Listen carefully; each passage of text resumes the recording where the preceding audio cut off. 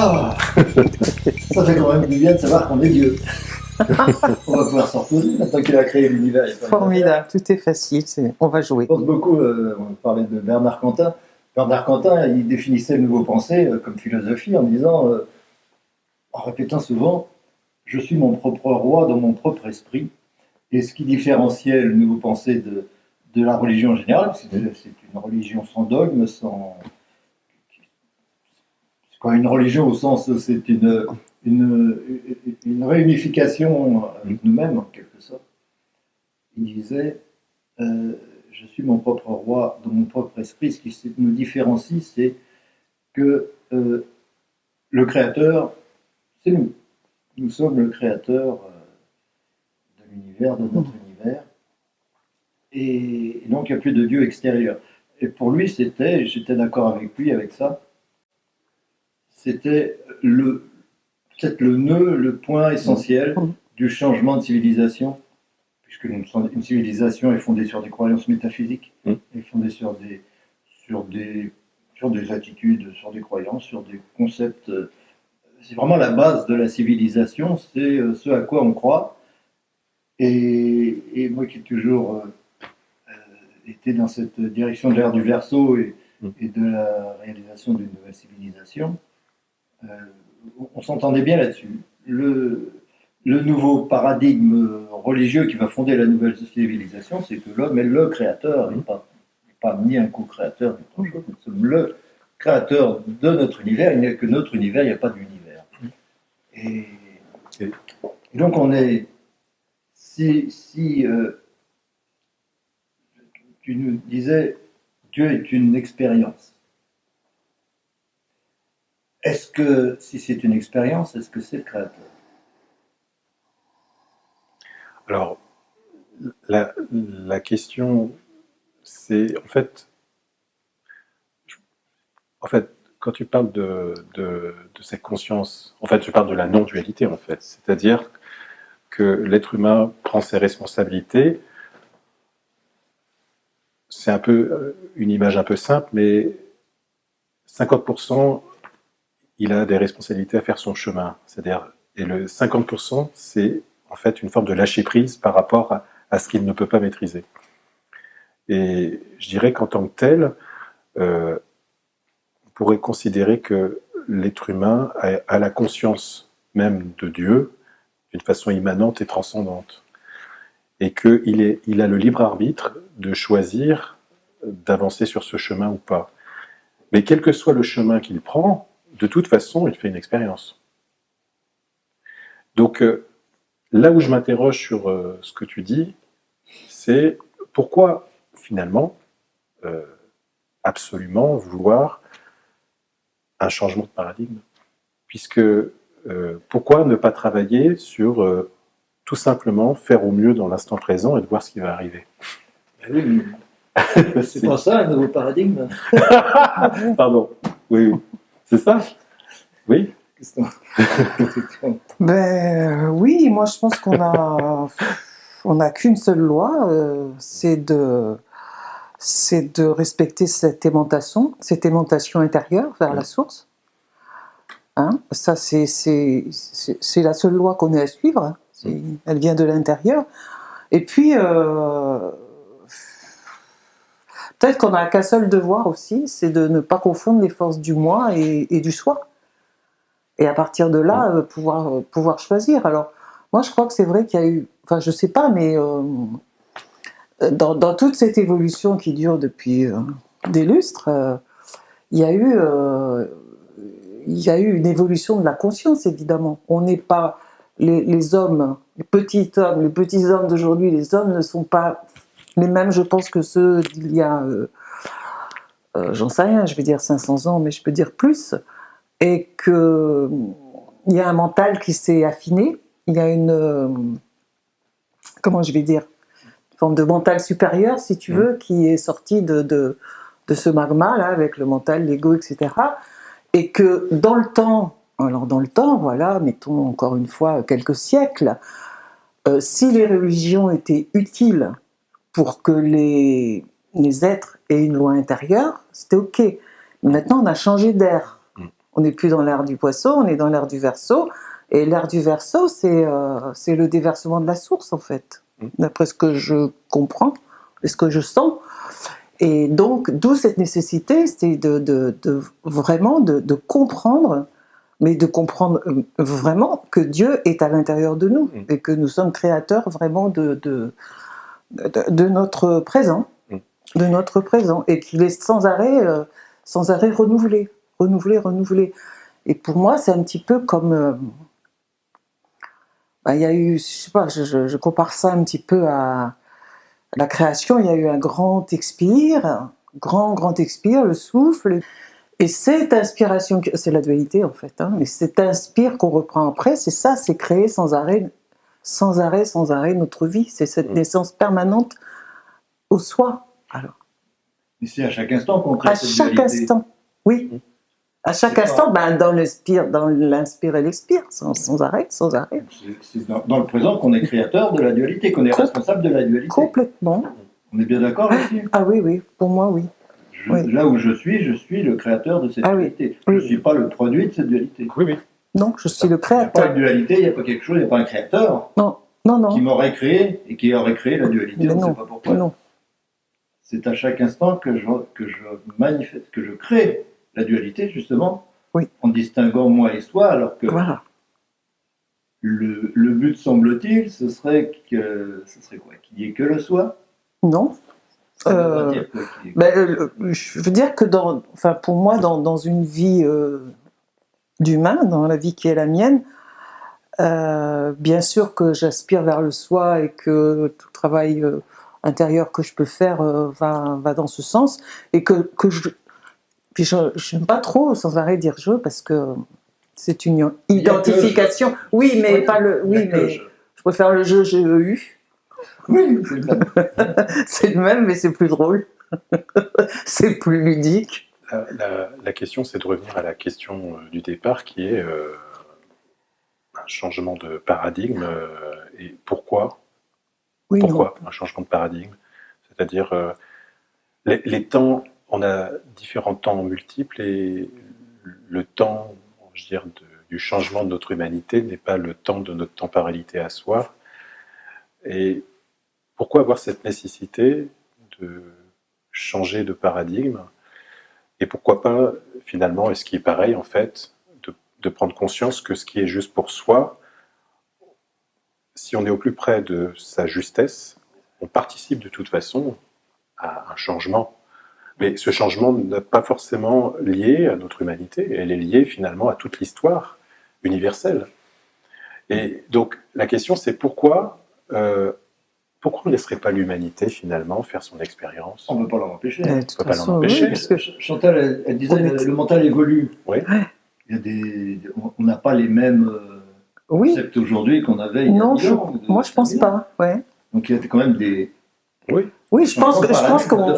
Oui, mais là où je trouve que c'est une façon très binaire, très mentale de voir l'évolution de l'homme d'une façon.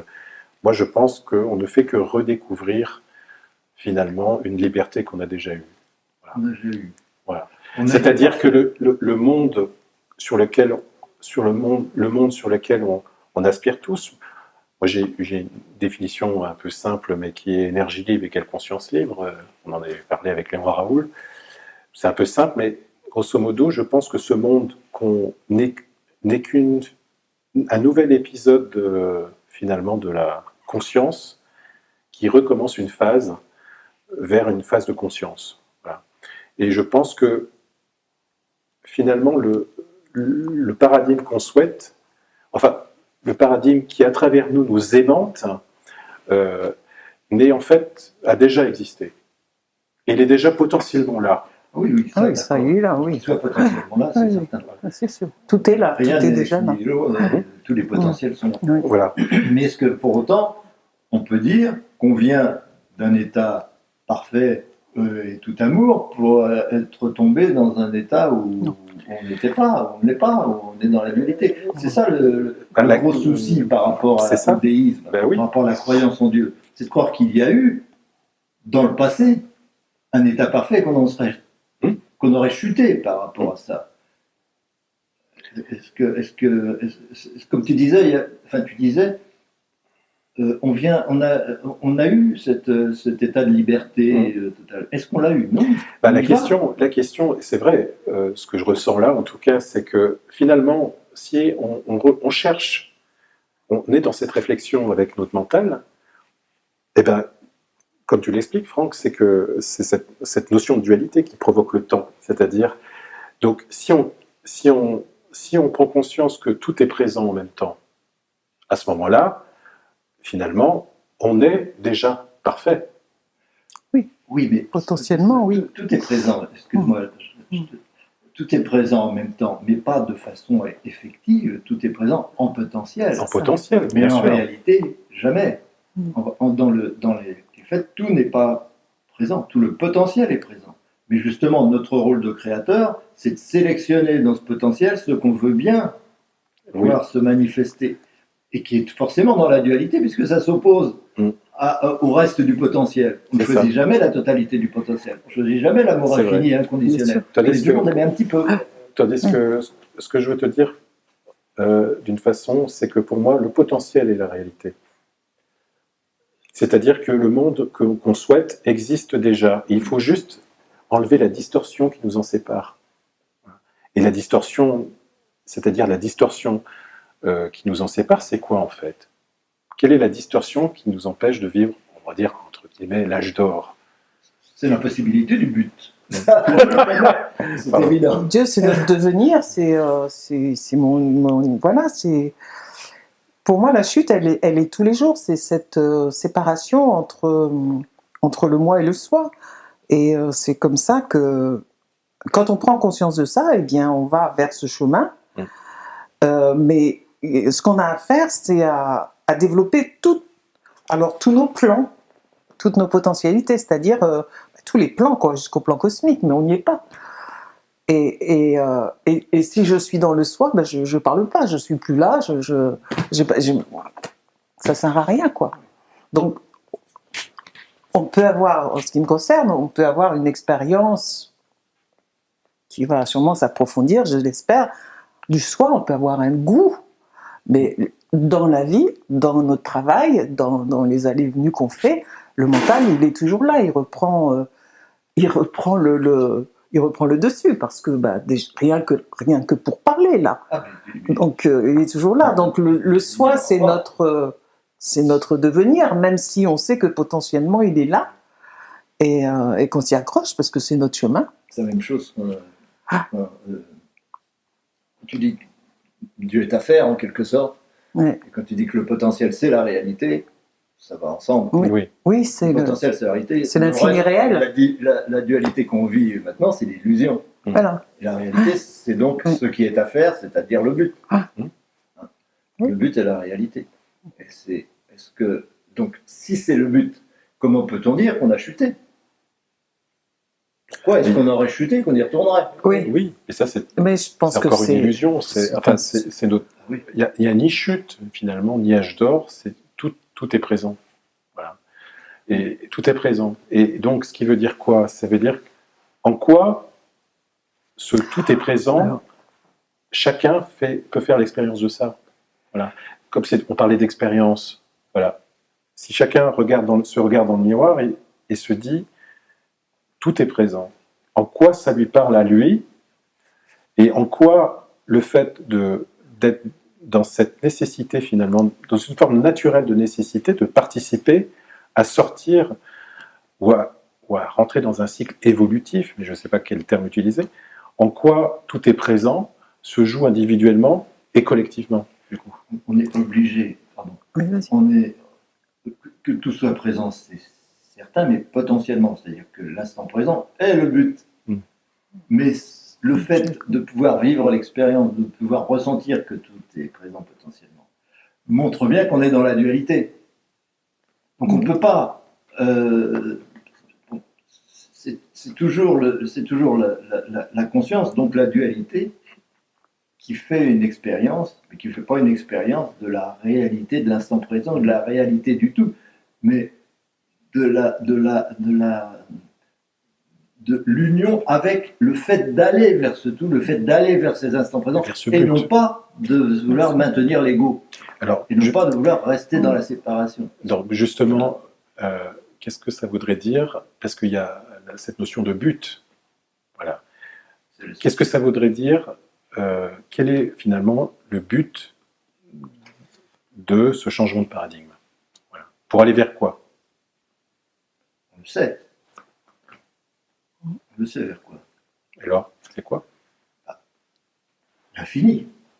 L'infini est une nécessité. C'est ça qu'on appelle Dieu. C'est l'infini en tant que but. C'est le fait que l'infini soit un but et jamais une réalité. On ne peut pas dire que Dieu est infini. On peut dire que Dieu est infini en tant que but. Comme le néant, comme l'absolu. Et qu'est-ce On y que va. et comment on ne pourrait vient pas. On ne peut pas en venir. Donc on ne peut pas avoir été créé par Dieu, mais on est créé par le fait que Dieu n'est pas et qu'on permet Dieu. Tu vois ce que je veux dire? Puisqu'il est à créer, puisqu'il est à faire. C'est le fait qu'il est à faire qui nous crée, puisque nous sommes le moyen d'y parvenir. Sans y jamais y parvenir. C'est pour ça qu'on est éternel, évidemment. Il me vient une chose là, mais je ne sais pas du tout ce que... On parlait de la chute tout à l'heure. Est-ce que ce ne serait pas la sortie du néant? Enfin, le fait que le néant se soit exprimé en dualité, le zéro se soit exprimé en dualité. Je sais pas que... Ça, c'est le problème que tous les théologiens n'ont jamais pu résoudre. Les taoïstes comme les autres. On ne peut pas partir du néant et arriver à la dualité, c'est pas le problème. On peut être que dans la dualité, dans le but de réaliser le néant, c'est-à-dire l'unité. Oui. Mais on ne peut pas voir le néant d'abord et ensuite... Oui, il faut le prendre à l'envers. Sinon, la conscience et l'être ne sont pas éternels, d'ailleurs. Oui, l'être est éternel parce que c'est le but qui est éternel. Et donc, il n'y a pas de commencement, il n'y a pas eu de création au départ. C'est à chaque instant que le même but crée la dualité. Comme tu disais, on crée à chaque instant. Je suis moi, je voudrais être le soi. Et quelle que soit l'illumination que j'ai, quelle que soit ma capacité de samadhi ou d'autre chose, je suis toujours conscient, je suis toujours dans la dualité. Même si cette dualité me fait dire je suis dans l'unité. Et je suis dans la félicité, Et le point de départ, c'était le changement de paradigme nécessaire ou pas. Quel serait pour vous, par exemple, qu'est-ce que ça veut dire un changement de paradigme et quel paradigme? Et concrètement, ça veut dire quoi? Qu'est-ce que ça veut dire une humanité qui serait finalement dans toute la réflexion qu'on peut échanger? Voilà. Qu'est-ce que ça donnerait? Ça veut dire quoi? Des êtres humains qui seraient dans une dualité affinée, qui n'auraient pas forcément la nécessité de parler parce que, voilà, parce que quelque part, il y a besoin d'imaginer concrètement, puisque l'intention et la visualisation est importante aussi. Qu'est-ce que concrètement, finalement, cette base dont on parle métaphysique, qui est à la fois immanente et transcendante, quelle humanité pourrait se poser dessus?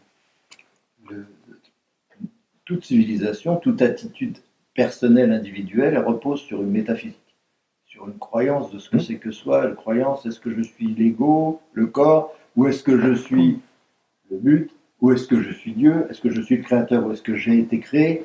C'est ces questions-là, est-ce que la matière existe ou est-ce que la matière n'existe pas? C'est ça qui détermine nos comportements les uns par rapport aux autres, et qu'on fait qu'on se respecte ou pas, qu'on respecte la nature ou pas. Et donc le changement de paradigme, il change la civilisation, c'est automatique.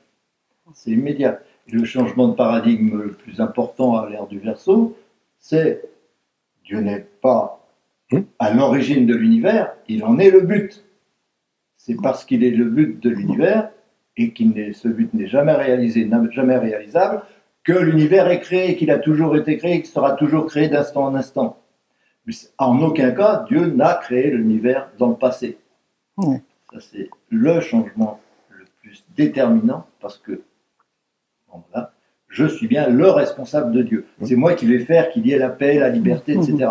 C'est pas quelque chose dont je serais sorti ou que j'aurais quitté pour une raison ou pour une autre, que j'aurais perdu, un paradis perdu, etc. Pas du tout. Il est à réaliser maintenant. C'est ma responsabilité d'être humain de faire que je sois libre et que le monde soit heureux, et que le monde soit beau, et que le monde soit, etc.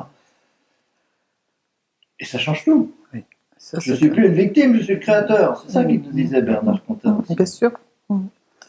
C'est vraiment c'est vraiment une connaissance, c'est vraiment là, il faut le comprendre, une compréhension et une connaissance pour sortir de l'ancien paradigme. Et c'est ce qui fait que quand on comprend que la dualité, on peut être délié. C'est-à-dire que c'est vrai qu'à un moment donné, je vais avoir des expériences dans le soi, et puis dans la vie, on remonte dans le mental, on va, on vient, on est délié, mais on ne s'identifie plus. Voilà. On ne s'identifie plus à ça, quoi. Et surtout, on ne choisit plus l'un Et on ne choisit plus. Je pense contre que l'autre. non. Voilà. Et après, on n'a plus qu'une seule voie à prendre. Hein, c'est à continuer, quoi. Oui. Si je suis la dualité, la source de la dualité, alors je suis dans l'unité. C'est la seule unité que je puisse atteindre, c'est de reconnaître que je suis la dualité elle-même. Là, il y a l'unité. Et non pas je suis un pôle et il y a l'autre pôle en face et je vais me bagarrer contre l'autre pôle, je vais être en concurrence avec l'autre pôle, je vais essayer de profiter de l'autre pôle, etc. Non, je suis les deux pôles. Oui. Mais ce passage finalement, par ce qu'est le monde actuellement, en fait, est un palier que l'humanité a besoin pour accéder à l'autre. D'où l'importance de ces changements de paradigme. Hein. Et de l'importance à quoi ça sert de changer de paradigme. C'est pour ça que c'est important d'avoir, en fait, je trouve ça extraordinaire de pouvoir ressentir que ce changement de paradigme qui est comme une forme d'aimantation est une réalité pour soi. Ça, je trouve ça extraordinaire. C'est-à-dire que comment nous, ici, nous sommes aimantés par une réalité qui existe déjà. Parce qu'elle existe déjà dans notre certitude intérieure. Voilà. Ouais, si je ressens ma propre expérience, c'est que je ressens finalement ce nouveau paradigme comme une réalité. C'est-à-dire, pour moi, il existe. Enfin, en tout cas, ce monde existe déjà. Voilà. Oui, et je trouve que c'est la conviction, c'est cette conviction-là qui fait que c'est comme ça que le changement se fait. C'est-à-dire qu'il y a ce que j'appelle une forme, alors on peut être critiquable, hein, mais une forme de masse critique, de personnes qui ont la certitude que ce monde existe déjà, qui va provoquer ce changement. Et je trouve ça, en tout cas personnellement, fantastique quand on prend conscience de ça. Voilà. Et je trouve que qu'est-ce qui manque finalement, ou qu'est-ce qui manque au fait qu'on ait de pouvoir, qu'une personne se questionne actuellement, qui est en prise dans la dualité, avec tout cet aspect du cerveau limbique, de survie, etc. Qu'est-ce qui fait que la personne va pouvoir ressentir et basculer dans cette nécessité, on va dire nécessité, je ne sais pas si c'est une nécessité, mais dans cet élan naturel de se dire, oui, je participe. Très clairement, c'est la non-peur. C'est la désidentification. Le fait de ne pas être attaché. Oui, l'attachement à l'ego qui fait qu'on a peur. C'est ce qu'on dit, ça remet en cause tout mon passé, ça remet en cause... C'est attaché de la souffrance aussi. Il faut sortir de la boîte à l'ego. Se sortir. Oui, mais oui. Mais je pense que il y a un temps pour ça, et c'est ça l'art du Verseau pour moi. Oui. C'est passer ce point-là de cette reconnaissance de la dualité, savoir comment ça fonctionne, savoir que Dieu est à l'intérieur, que nous sommes Dieu en quelque sorte, enfin des parcelles, parce que c'est pas facile de dire ça comme ça. Les parcelles, ça reste à discuter ça. Oui, enfin nous, d'accord, entièrement. Mais je dis ça parce qu'il ne faudrait quand même pas aller trop loin là-dedans. Mais si on se prend pour l'ego, on ne peut pas dire je suis Dieu. C'est ça, mais d'accord. Se prendre pour l'ego, c'est ça qui est orgueilleux. Oui. C'est pas dire je suis Dieu. Dire je suis Dieu, c'est la plus grande des humilités. C'est beau ça, oui. C'est souvent mal compris. Bah oui, bien sûr. Mais c'est important de le... c'est important de le poser, en effet. Finalement, je pense que c'est un programme, quand on dit « je suis Dieu », qui forme une forme de se dire « mais qui je suis ?» Mais en fait, je trouve que, là, Franck, je rejoins Franck dans le fait que oui, c'est un acte d'humilité de dire je suis Dieu, Oui, oui. parce que quelque part, on se responsabilise en tant que créateur Oui. et dire je suis Dieu ou Dieu je suis. D'ailleurs, il y a des sortes de mantras qui existent en Inde de Dieu je suis ou je suis Dieu. Et donc, qui remet la personne dans son axe, non pas de mental, mais dans son axe de responsabilité en tant que créateur. En tant qu'évolution. Oui, oui. C'est-à-dire qu'au lieu de dire je suis un ego, donc je suis quelque chose et je veux pas que ça bouge, que reste toujours Et le je me même. sépare et tout ça. Et là, c'est de l'orgueil, évidemment, parce que je suis obligé de me confronter aux autres, d'avoir raison contre les autres, etc., d'avoir le pouvoir et tout pour préserver cet ego. Alors que dire je suis Dieu, simplement dire je suis une énergie qui change tout le temps, qui évolue tout le temps, donc je ne suis rien. À aucun moment je ne suis quelque chose. C'est Je ça. ne suis qu'un un éternel passage Oui, c'est ça. vers un absolu qui lui seul est important. Ce n'est pas les étapes du passage qui sont importantes, ce n'est pas les étapes de l'évolution, c'est ce vers quoi on va. Cela n'est pas, ça n'a jamais été, ce ne sera jamais, mais c'est le but. Mhm. Et c'est ça qui est important. Et je suis que cette évolution elle-même. C'est le soi, l'évolution. L'ego, c'est les étapes de l'évolution. Oui, oui. Le soi, c'est l'évolution elle-même. Oui, c'est le fait d'aller vers le but. oui, C'est donc le but en tant que énergie, parce que c'est le but qui fait l'énergie. Et c'est vrai qu'il y a un moment où on a conscience de ça. On est sorti de... On sort de la dualité. Là. Voilà. Même si on est encore dans la dualité, puisqu'on est conscient de ça, et qu'on en parle, etc. D'accord, mais oui, oui. Voilà. On n'est plus. Et c'est là où on est délié, pour reprendre ce que je disais tout à l'heure, c'est là où on est délié, quoi. Oui. On peut continuer, ça devient beaucoup plus fluide. On n'est plus dans le conflit où je suis moi et les autres, bon ben. Et c'est là où ça devient joyeux aussi. Parce que la souffrance et la peur sont. On est beaucoup plus désidentifié, même si on est titillé encore parfois. Hein, bien sûr, on a son rôle à jouer. Bien sûr, bien sûr. C'est vrai, la notion de peur, justement, voilà. C'est vraiment la peur et comment dire, l'enfermement, en fait, dans un processus de survie et qui nous divise les uns les autres. Donc, qui serait, en fait, le contraire de la peur, c'est la confiance. On peut dire ça comme ça. Donc, il y a confiance, ou si vous avez d'autres... est-ce que ça serait passé, j'ose employer le terme, passer de la peur à l'amour, mais d'amour dans le sens... qu'est-ce qui pourrait faire finalement? Parce qu'il y a vraiment une forme de fascination pour la peur. C'est-à-dire qu'on finit par s'habituer à être une victime. Parce que ces programmes, etc., on ne va pas répéter l'histoire, mais comment faire que voilà, ça bascule vers autre chose que la peur? Qu'est-ce qui fait qu'une personne peut quitter sa peur, peut quitter l'état de victime pour se sentir responsable? Commencer à s'aimer soi-même, à aimer le soi et à continuer ce chemin. Oui, justement, la peur s'oppose à ce qu'on s'aime en tant que. Oui, mais quand. Parce qu'on s'aime en tant qu'ego, on est attaché en tant qu'ego, donc le soi ne veut pas en entendre parler. Oui, mais il y a bien un moment quand la souffrance est trop grande où on va peut-être lâcher quelque chose. Ça sert à ça. Ça sert à ça. Et ce nouveau paradigme, pour moi, c'est ça, c'est cette conscience-là qui s'accroît. Et ce qui est important aussi, c'est de savoir qu'on ne va pas se sauver tout seul, quoi. Hein. C'est nous tous ensemble, puisqu'on est un. Donc, c'est très, très important tout ce que je vais responsabiliser, moi, dans ma vie, va avoir un impact très grand aussi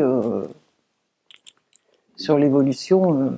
Puis il y a aussi... c'est là notre responsabilité. Il y a aussi cette chose qui... Pas que pour moi. Oui, cette chose qui est précieuse, c'est que plus il y a de remous dans on va dire, l'ancien paradigme, plus il y a de remous, plus c'est bon signe.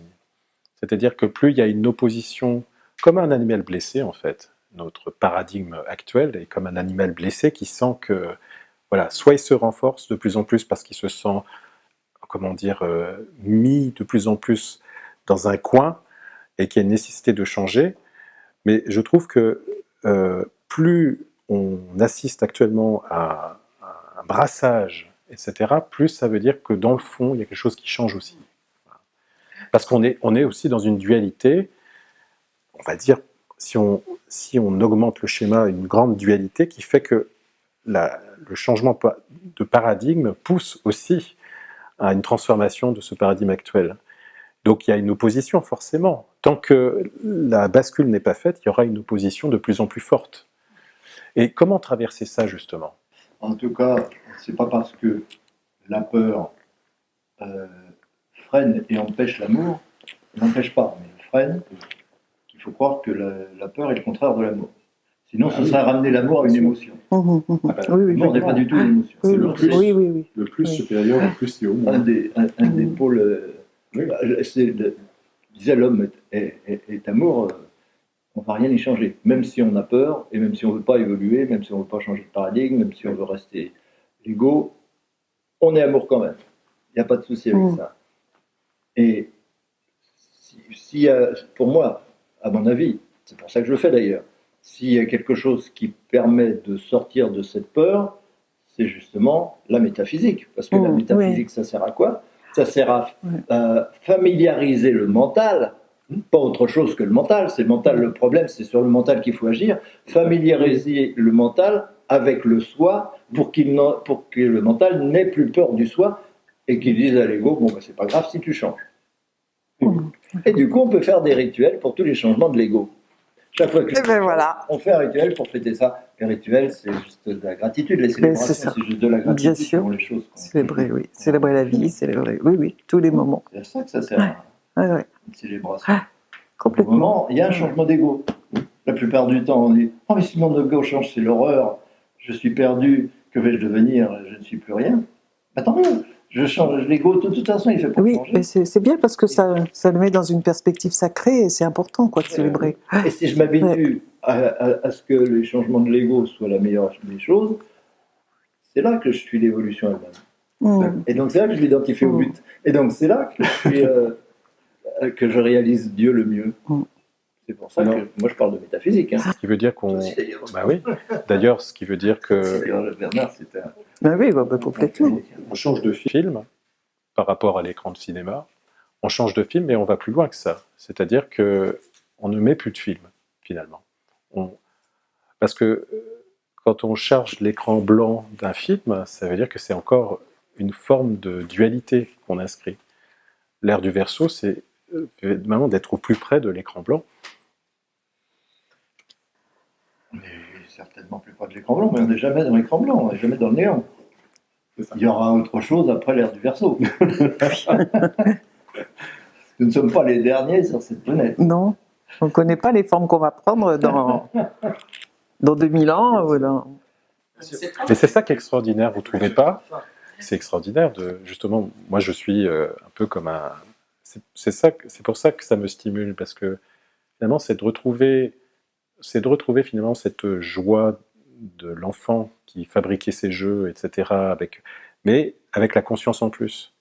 C'est-à-dire que quand on parle comme ça et que pour nous c'est une réalité, ce changement de paradigme, le monde est une réalité, c'est de retrouver finalement notre âme, je dirais, d'enfant, mais avec notre maturité, une conscience en plus qui se rajoute. Et je trouve que l'équilibre entre la créativité et la spontanéité et une imagination débordante, avec une base métaphysique et une conscience éclairante, fait que là, on a peut-être aussi une forme de base éducative intéressante.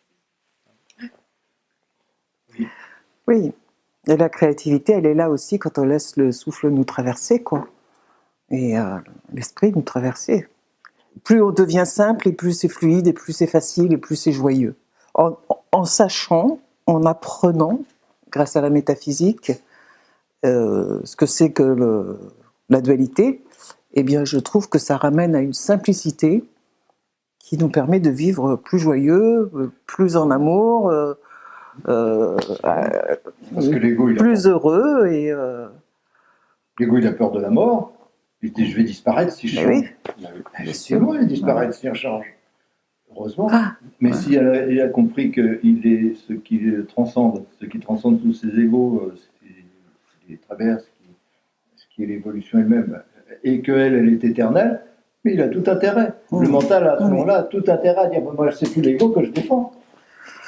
C'est le but. Donc, je suis un but, j'y vais, et donc mon comportement dans le monde va changer, parce que tout ce que tout ce à quoi je vais consacrer le travail de cet ego, qui est un outil, ça va être de favoriser l'unité, de favoriser la non-dualité, de favoriser le fait d'être un, d'être libre, de s'aimer, etc. Oui. Et le nouveau paradigme, c'est ça, c'est cette nouvelle communauté qui se crée parce que on est sorti des religions et que Dieu est à l'intérieur de nous. Donc on va faire des célébrations pour le passage dans notre 5e dimension. Oui. Oui, mais il va falloir du monde, il faut qu'il y en ait d'autres, il faut qu'il y ait 7 milliards de personnes. Mais il y en a plein, il y a plein de gens qui sont comme nous, là, en train de discuter, en train de... En fait, c'est de prendre conscience... moi, je découvre de plus en plus de personnes, justement, qui ont mais qui ont l'illusion de croire qu'ils sont seuls. Donc, dans leur cheminement. Et alors que je leur dis, le matin, vous vous réveillez et vous imaginez qu'il y a plein de gens autour de vous qui vous accueillent et qui pensent comme vous, et ce qui est vrai. Et le fait de sentir ça fait que la personne se sent stimulée pour pouvoir continuer. Parce que ce qui fait que notre monde résiste, c'est qu'il fait tout pour que les gens qui commencent à s'éveiller, c'est un terme un peu simpliste, leur faire croire qu'ils sont seuls. Et que être seul dans un courant d'uniformisation, c'est toujours difficile. Parce que combien de personnes disent « mais arrête, rentre dans les rangs, mais qu'est-ce que tu racontes, tu vas pas sauver le monde tout seul, etc. » En fait, c'est ça qu'il faut pouvoir transmettre, c'est que ce qui est finalement la réalité, c'est de modifier son champ de conscience qui est encore dans l'uniformisation du collectif. En fait, c'est de prendre conscience que la grande vie, la réalité, est justement à ce que l'être humain a la capacité d'aller au-delà de ce qui l'entoure et de son champ de conscience connecté à l'uniformisation. Et je trouve que rien n'est plus fantastique d'être à la fois acteur et observateur de ce mouvement-là. Et moi, j'ai envie de dire que pour moi, il y a une chose qui est très très simple, c'est à partir du moment où je comprends que l'autre, c'est moi, que l'autre est à l'intérieur de moi, que toi, on est tous, on est tous des manifestants. Eh bien, mais on est tout le temps, on n'est jamais seul, quoi. Jamais. Mais si on comprend pas ça, à l'intérieur de moi, à l'intérieur de soi. De soi. De soi, oui. Et donc, c'est vrai que c'est... De soi, bien sûr. Bien sûr de soi. C'est pas dans Franck. Oui. Non, c'est dans le jeu, c'est dans le jeu, oui. Mais quand tu dis je, c'est pas Franck. C'est pas son. Non, bien sûr. C'est l'être. Qui est le même pour chacun d'entre nous, évidemment. Et c'est ça qui est enthousiasmant. Donc les moi, ils sont pas seuls, évidemment. Ben non. Mais le soi, il y en a pas 36. Mais le soi, il y en a qu'un. On est tous dedans. Et quand on dit on est tous frères, oui, mais on est tous aussi à l'intérieur les uns des autres. Il y a 12 mois et il n'y en a qu'un. Il y a 12 mois dans un an. Ce qui veut dire qu'on a peut-être 12 échelons à franchir. Justement, avec Bernard Quentin, il donnait un cours sur les 12 puissances de guérison, et moi je me propose de reprendre ça. On va reprendre ces 12 puissances de guérison. Voilà. On a déjà 3. Merci beaucoup.